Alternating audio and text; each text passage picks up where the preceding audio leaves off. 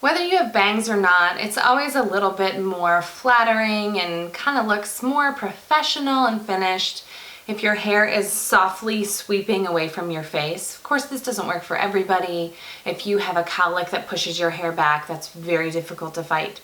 But if you are looking for kind of this soft swoop, again, bangs or not, but soft swoop right against your hairline, kind of by your eyes. I'm gonna show you the best way to blow dry your hair to make that easier for when you're styling. Whether you're blow drying with a round brush or not, I'll show you the direction to blow dry and how to get that soft swoop around the front of the face.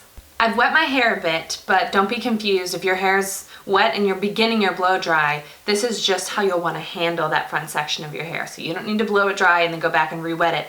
I simply did that because I had just blown it dry. So all you need is your blow dryer and then a brush. I like using a paddle brush when I blow dry because the air can flow through the brush, so it makes it a little bit quicker in my opinion.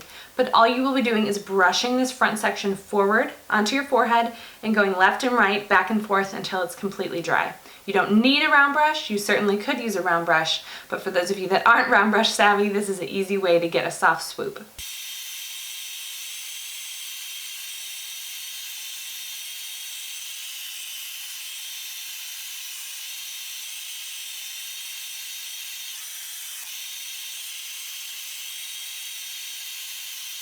Once that front section is dry, you want to make sure it cools down a bit before you start establishing your part again. So you should be able to see the difference already. I didn't use a round brush, I just used a paddle brush, but already I'm getting this nice curve right at the edge of my hairline. So once I style it, my hair won't feel forced back from my forehead. It's gonna look a little bit softer. This is a great tip also if you feel like you have a big forehead to kind of cover it a little bit if you're into that kind of thing.